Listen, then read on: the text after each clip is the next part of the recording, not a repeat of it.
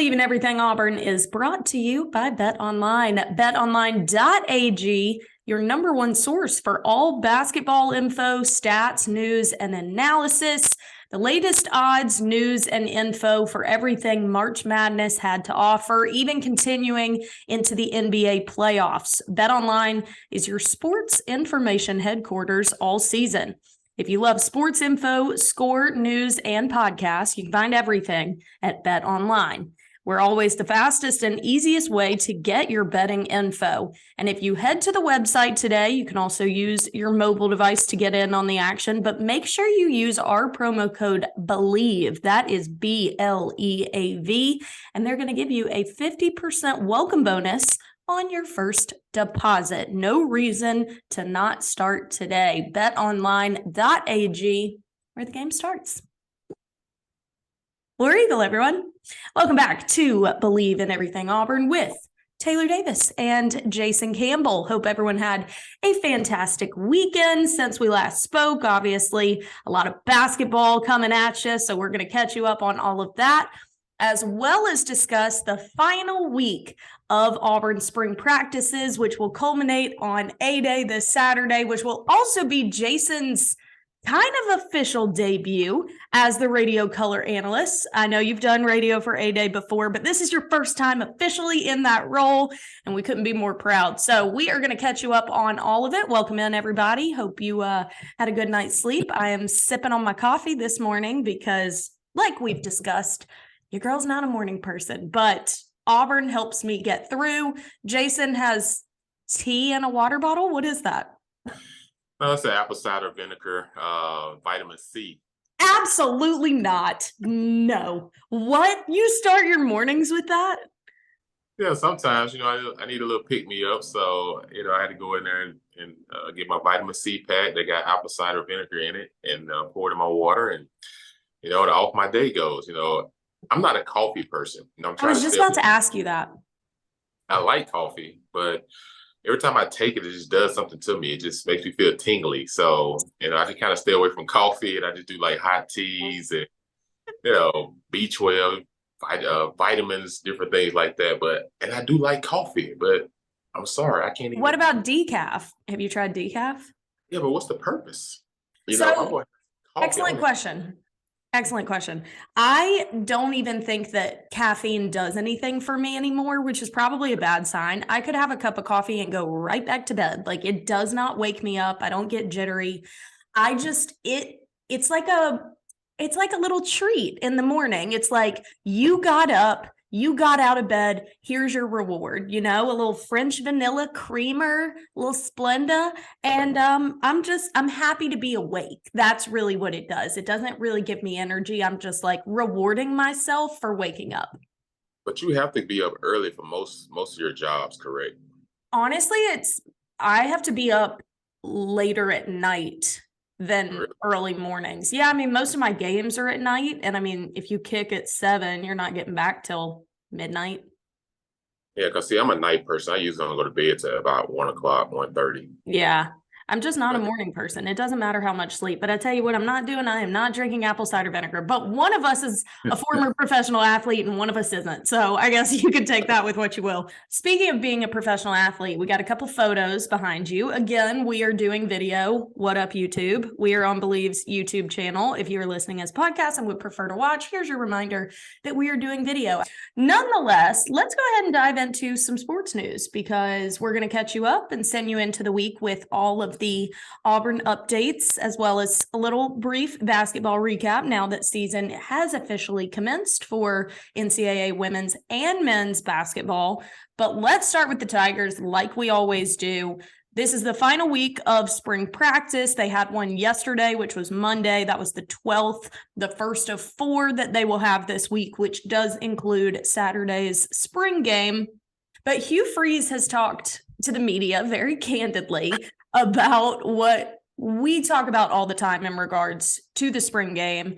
Fans cannot consider it law, what they see that day. You cannot think that that is going to be your indicator of what this team is or is not. And that is specifically something that he has said this week in regards to the offense. He said, we're going to give you something that is fun to watch. We hope you have a great game day environment, but we don't know who we are offensively right now. And I don't think that should surprise anyone, but we get in that environment. We get back in Jordan-Hare. It's on SEC Network. It's hard not to associate what you're seeing with what the team is. And he is here to tell you, it ain't, okay? We're still trying to figure it out as we go. And look, they even changed some things yesterday in this final week of spring practice. Robbie Ashford was back with the ones. Holden Garner was on third team. So they're shuffling, they're learning, they're testing these guys. I even think the things that he's saying in the media are to push these guys. Everything he's doing right now is intentional. And so how they operate this final week of spring game, what they put out there on A-Day, they're using as coaching tactics. There's nothing else that they're going to get out of this. He wants to get out of it healthy, and he wants to get out of it probably challenging these guys from a mental capacity. He's not putting everything on full display. They don't know what display they even have yet. Yeah, that's exactly right. That's so true in so many ways. Coaches are all about trying to create a mindset. And in this situation, kind of make sure that his quarterbacks doesn't get complacent, doesn't get comfortable, understand that they are in a competition and the job hasn't been won yet. And especially, in the RPO game, that's the one thing we keep hearing about that they're kind of struggling with and they're behind on the RPO game. And that's a big critical part of what Hugh Freeze and Coach Montgomery's offense is. And that may take a little bit more time, but as a quarterback, you do want to have one leg up going into the summer. Being that guy once August come around, you want to be the guy taking those first team reps to have the opportunity to seal the deal. So this last week is very important.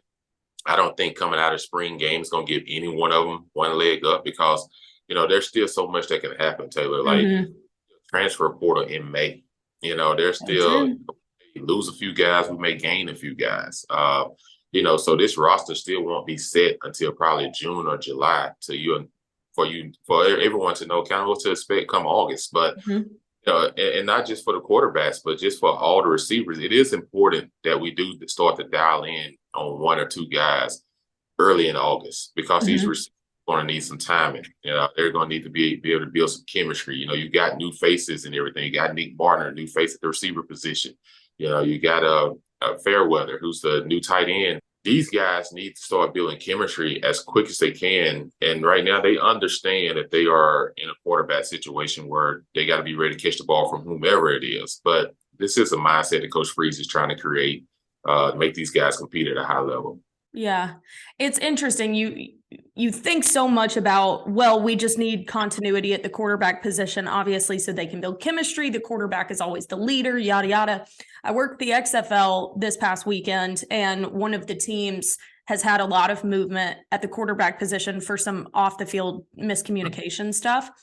The team is also the most penalized team in the XFL, and you don't really think about the effect that it has in terms of the different voices that are back there, the different cadence, the different rhythm for the offensive line. And so something as simple as what they are audibly hearing over and over in a game atmosphere, the type of voice they get used to, the type of breaks that they take in their cadence, little details like that can literally lead to penalties or a more disciplined team. And that was an element of it that I hadn't really thought about, but it goes hand in hand, and it did for us in our storyline this past weekend. The consistent shuffling at the quarterback position has really challenged them in the ability to eliminate penalties.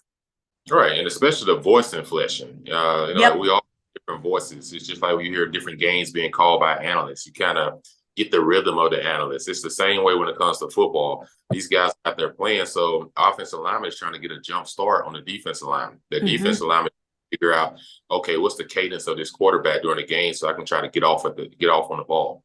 So there's something that goes along with this, where if a guy's checking plays and doing different things, the offensive lineman kind of know, like, okay, he's about to check. I can tell in his voice that we're getting to a check, rather than, I'm a false start because, I thought we were going, So that's the thing about when it comes to voice inflection, is being able to be loud and be competitive, but also those guys around you have to understand, okay, I need to know my quarterback's tempo. Totally.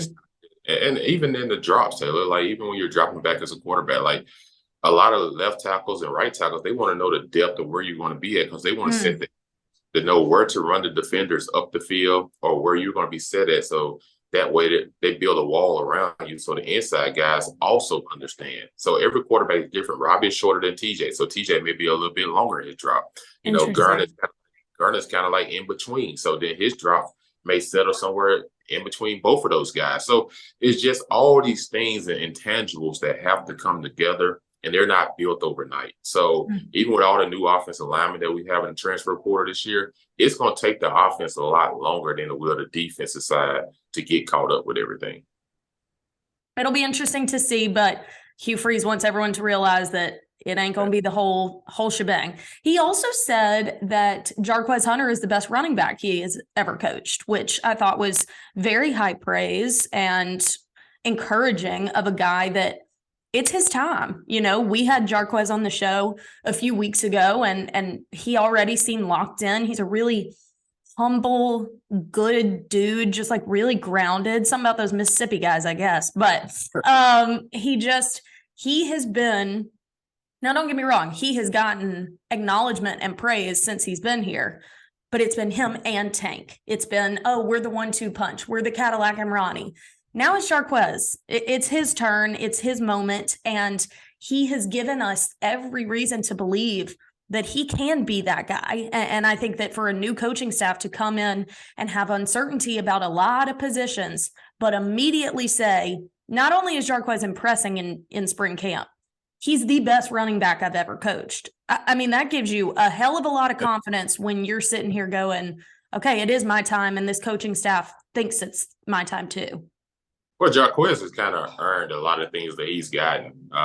When he first got here, like I say, Tank was here, and Tank gets a lot of the credit and a lot of the headlines in the papers. But Jarquez was kind of the dark horse. The guy that's working extremely hard, especially in the day and time where kids transfer as soon as they're not the starter. They come fresh out of high school. They think someone's supposed to just hand them the starting position. Yeah. And they get it. They don't want to work for it. All of a sudden they leave. And now you're in the same situation a year later where you could have been a year ahead. And that's where Jarquez is. He is a year ahead now because he was able to hang here, still develop, still get his reps.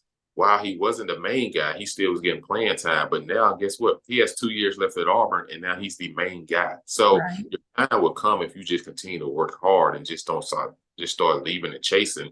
But he's a guy that exemplifies leadership.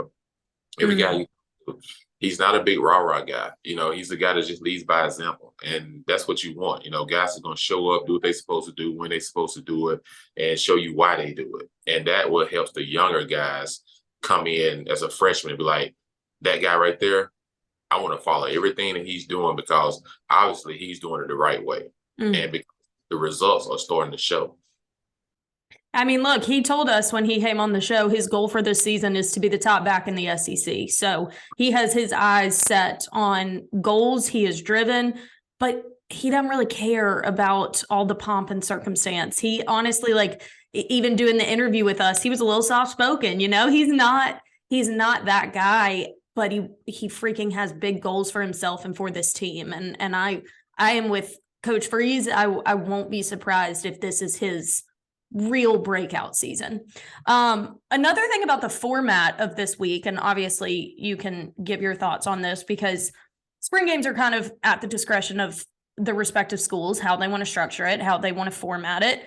And Hugh Freeze will be doing the format where the defense will start with a selected number of points and the offense will try and whittle down those points starting from wherever Hugh Freeze tells them to start on the field. So it isn't the typical format of a game. I think fans need to be aware of that. How did you guys usually format spring games when you played? Do you like the way that they're doing this one?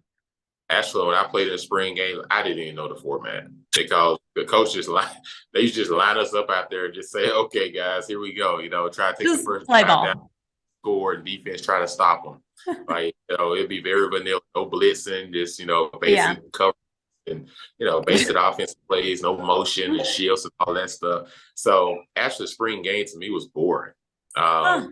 Practices were more intense because that way we try to scheme up the defense, to go out and beat them, and they're trying to scheme up blitzes to get to us, and there's a real competition. But in spring game, it was all about hey, let's go ahead, get this done, get to the fans, take some pictures, sign some autographs, and things like that. But there are going to be some fans that be in there and be like, what's going on? Why are you doing this? It's a situation. They're going to put guys in situations to see how they respond. Yeah. Even vanilla situation. So the defense will start off, I believe, 24-0 or 21-0, however they said it. And then after that, the offense has to catch up with the defense to tie the game up or win the game. So he's trying to make it a little bit more fun.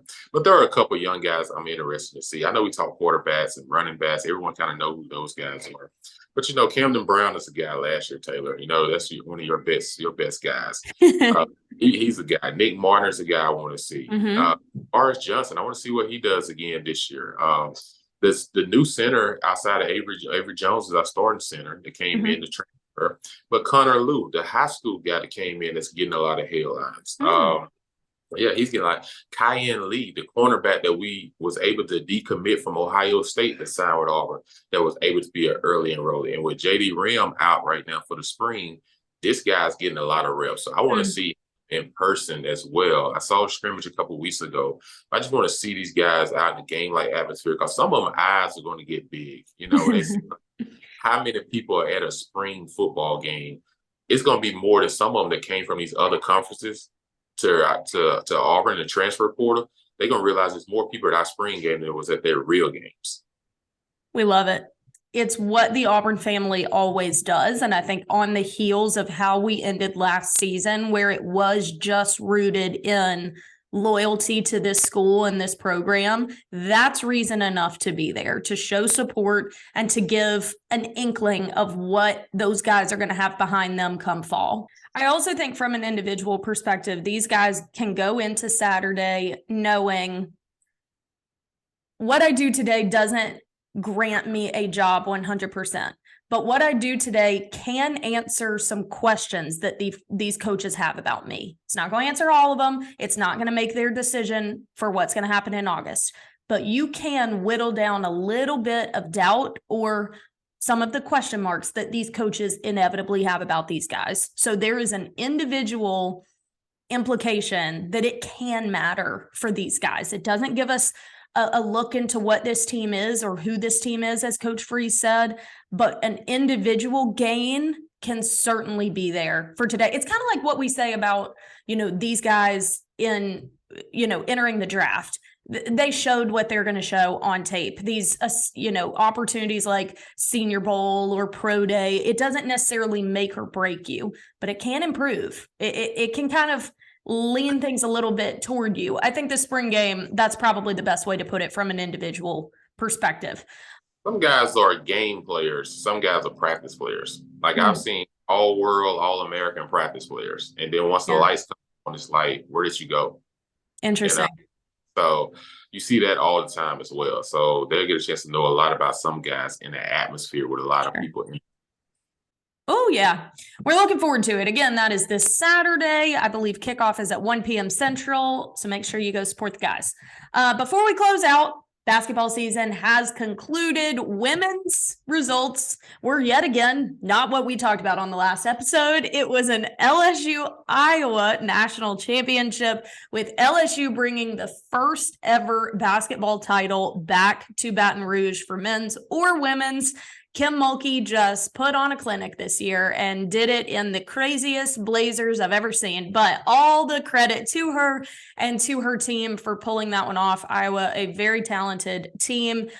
But of course, it's been overshadowed by some drama and debate. And I just am curious your take on it real quickly. I know we only have a few minutes, but Angel Reese taunting Caitlin Clark. And that has been more of a talking point than what transpired in the game, honestly. And here's my brief take. I understand taunting happens, and Caitlin Clark did it first. I felt like Angel's was a bit exacerbated. It lasted a lot longer. It was directed specifically to one person, not just toward a bench or a group of people. She didn't let up. It was honestly, I was surprised that there wasn't some sort of call on it, because I feel like at an NBA level or even in a men's game, it would have been a tech. But I also understand the growth that we're seeing in women's basketball and allowing these women, these athletes, to build their brand, build their notoriety, and be competitive. They are prevented from doing that so often. I don't think it was warranted. I think it was a little too far because of how much she put behind it. Not that she did it, but the extent to which she did it. That's where I was like, dang it, girl. Like, I want to understand so bad, but I think you just went a little too far with it. Yeah, I think a lot of people didn't understand quite at the time, and then afterwards, I guess the young lady, I can't remember her name, was on stage, and she was saying, "Caitlin, you're an outstanding player. You had a great tournament, but put some respect on our team name, put some respect on Coach Moki." And then afterwards, they started showing where it came from. I think people forget that women are very competitive, Oh yeah, and and it's good for the sport for them to be competitive, because it that is. would tune in more. Let's be honest. The reason that people were watching a lot of the women's Final Four was because of the performance that Caitlin had been putting on. She had Mm-hmm.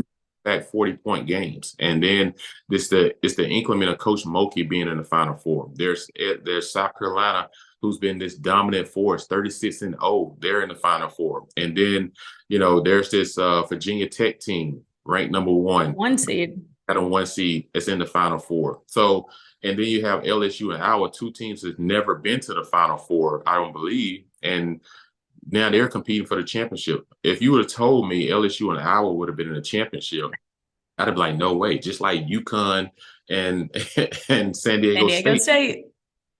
It's just going to show you that the games are evolving, but Yeah. women's ball is picking up. That you see all the fans outside the game. Yeah. Yeah, well as at the ball game. So I think, the talent level is picking up. You look at an Angel Reese, a girl that's like 6'5", 6'6", and can move, handle the ball like a point guard. You look at Caitlin Clark, a girl that can play like a Steph Curry, a women's basketball. Mm-hmm. Leah Boston at South Carolina, who's, strong girl down low, but very, very versatile. So there's so many players and accolades. And like you said, it's sad that a lot of it got overshadowed because It did. everyone between the two things that happened between Angel Reese and Caitlin Clark, and it kind of like overshadows a lot of what some of these other girls did. Because you look at number 2, she had 11 points in the whole tournament. Then all of a sudden, she lit it up for 18 points in the first. It's crazy. He was shooting the lights out and everything. And LSU winning their first championship. It goes to show you how important coaching is. Yeah. They hired her to come to LSU to win a championship. And then she went and got 9 girls in the transfer portal after last season. They went 26 last year. She went and get 9 girls in the transfer portal, and now they're national champs. So your season can change overnight now and everything. So this is a situation where you're going to see a lot of this happening. Like, I can't even tell you going into next year what Auburn's basketball team is going to look like, because you don't understand the portal. Right now, our basketball team have 6 spots open. They're going to get 4 in the transfer portal. Holloway is going to fill one of those spots, so it's going to leave us with 5 other spots to go out and get guys in the transfer portal. And we still don't know what Alan Flanagan's decision is. We still don't know what Williams' decision is. So there's a lot of things that can transpire that you can look up a year from now and be like, oh, Auburn's in the Final Four or something. Yeah. Like, you just don't know. And when it comes back to the Angel Reese situation, you were right. Like, the thing is, like, did she do it a little bit longer? Yeah. It kind of went a little bit longer, but she said she got caught in the moment. And like I said, if you watch Draymond Green in the NBA, a lot of people talk about Draymond Green, but they tune in. Why? Because they know he's going to give you something. That's true. And that's the thing about sports. It's unfortunate, but sometimes things like this kind of gravitates fans. But I just, it just kind of went a little bit too rough in the media perspective, understand that these are still women that are 19, 20, 21 years, 22 years of age. She's a sophomore. Yeah, they're still learning. So they're going to make some mistakes. So we have to give them grace and understand that in a competitive environment, Caitlin understands. She's a competitor. Even in the South Carolina game, she waved off the girl from shooting a 3. What I'm saying? She's like, go ahead, shoot it. Like, people say, oh, that's disrespectful. But hey, like I always tell people, if you don't like it, then beat it. You know what I'm saying? Yeah. So that's what LSU said. They came out in this game and said, hey, if they leave us open like this, we're going to shoot the ball. And I had no idea why South Carolina was not shooting the ball. I was just like, you Yeah. shoot the ball, you got two big girls down low that can go up and get the rebound. I was just like, Mhm. so you give them a shot. But, kudos to both teams. I really enjoy watching the women's Final Four, the entire tournament. And like I said, Iowa, they bang with you. Those girls, they Yeah. win all, but they bang. And, like I said, in LSU, like to bring another championship back to the SEC just goes to show you that it's not getting easier in the SEC, Taylor. Oh I'm no.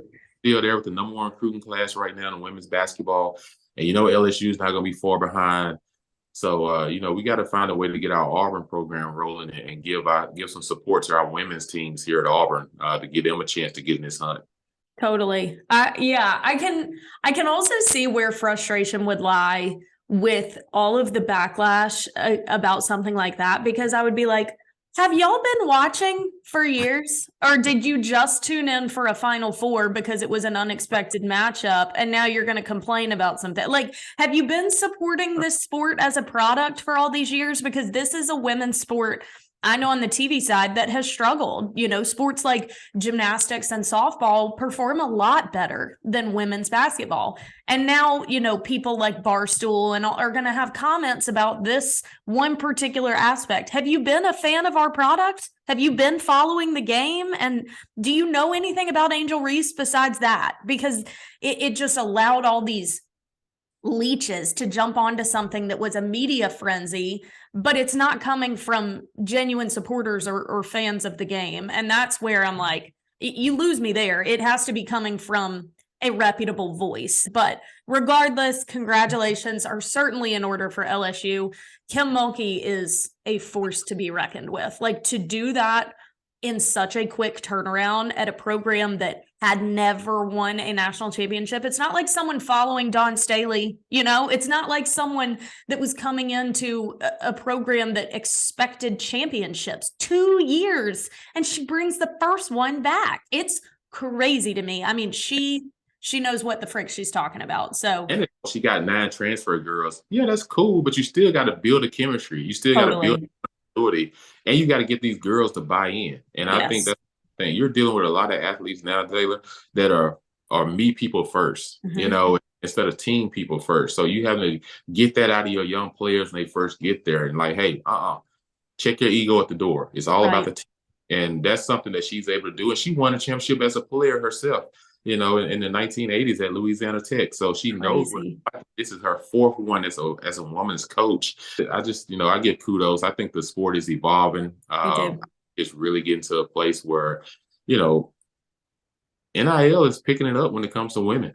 I was And talking about that with coworkers this weekend during the XFL. I think for women's basketball in particular, like people like Angel Reese, I'm staying in collegiate basketball as long as I can. Like, the current culture and the current landscape of women's basketball in NCAA, especially on the heels of what this year did and the awareness that it kind of garnered, your situation is going to be better than in the WNBA for where it stands right now. Like, I am taking advantage of my college eligibility if I'm a women's basketball player right now. like Caitlin Clark, she could leave. She's a junior. You go to the NBA, the WNBA. Now you're in there with the Sue Birds and all the other legends and stuff that are still playing. There were big names, but now you stay in college basketball. Who's the number one women's college basketball player going into next year? She is. So Yeah. endorsements come like crazy. Oh, yeah. So they have an opportunity to stay and evolve and make more for themselves as well. So they can really, really evolve the game big time. Agreed. And Angel, yeah, capitalize on this momentum because it is certainly there.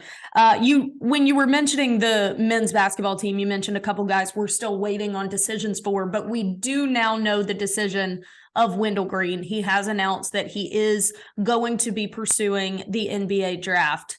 Were you surprised by that? He announced that decision this weekend on his social media.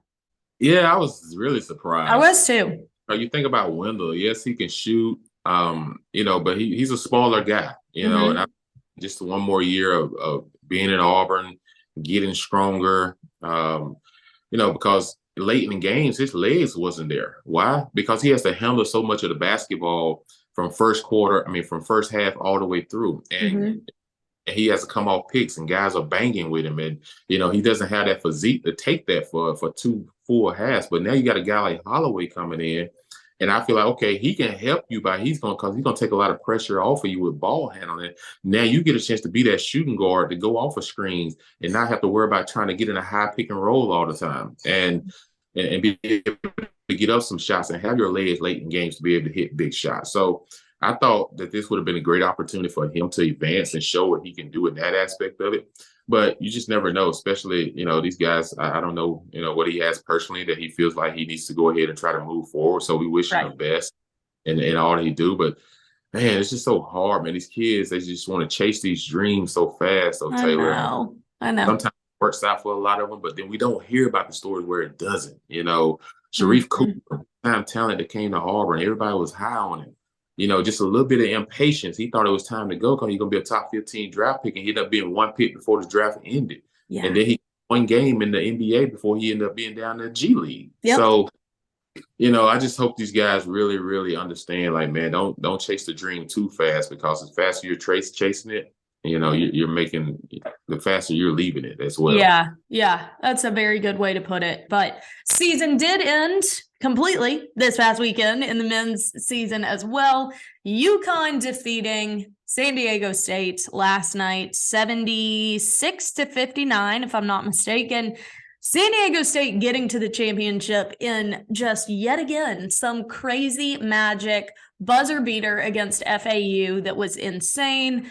UConn handled Miami very comfortably and certainly had the edge the entirety of the game last night as well. So give me your thoughts on those 2 games, or I guess 3 games, the Final Four and championship. Man, I tell you what, I thought Miami was intriguing being in the Final Four, but I watched that UConn game. UConn just way too big. And then the San Diego State FAU game, what a classic. It comes down to the guy being 1 inch from stepping out of bounds to hitting a game winner with the buzzer going off, and then it's just going crazy. Magic. San Diego State deserved to be in the game. Defensively, they're one of the best defensive basketball teams in college. UConn was probably the best team from top to bottom throughout the tournament. They beat everybody by 10 points or more. Even in this game, I think San Diego State had a shot, but they went 10 minutes in the first half where they only scored 2 points. 10. Yeah. So it's extremely hard for you to win. And like I said, what a great tournament. And, UConn. Crazy. But if I had to vote between the two, which tournament I enjoyed the most, I have to say I enjoyed the women's tournament more than the men's. But both of them are really good. It's good for basketball. It's good for competition. And we'll see what happens. Both were just so unpredictable. And golly, I love that. And we kind of mentioned on the episode last week, college football doesn't really have that to the extent that basketball has in their tournament format. It makes me even more excited for an expanded playoff and just kind of a more dispersed array of talent, because it is so top heavy in college football right now. So you get these Cinderella years like San Diego State and even FAU. And now recruits are considering, those programs that maybe they wouldn't have prior. Right, because they see the coaching as well. They see these guys that, how well they're coaches and everything. I think expansion of football really helps play like Auburn, because we play Georgia and Bama and LSU every year. And literally. This is in Oklahoma. So, I think that helps us. We got to start giving everybody an opportunity, to go out there and create and have a chance to win games, and stop just, expecting the big schools always be the ones to be in the championship games. Right. Well, this year definitely showed that. And for those of us that brackets busted a long time ago, we're going to be smarter and more open to the upsets next year. Amen. All right, peeps. Well, that is going to do it for us this week on Believe in Everything Auburn. As always, make sure you subscribe if you haven't already. You'll get a notification every time we release an episode, which is now twice a week. So make sure you do that so you don't miss any of the action. You can also subscribe on YouTube or ring the bell, give a like. If you have become a YouTube watcher, we love it. Make sure you follow us on social media as well at Taylor Beth Davis. So JCam17 on Instagram, JCam_17 on Twitter. So. Okay. Yes, make sure you follow us. Hit us up if you have any requests or interviews that you would like done. And then come on back on Thursday and we will do another deep dive into spring expectations. Maybe talk a little baseball. We hadn't done that in a little while, so you don't want to miss any of the action. Thank you for listening to Believe in Everything Auburn, presented by BetOnline. We love you. War Eagle. Drink your apple cider vinegar. Absolutely not. Goodbye.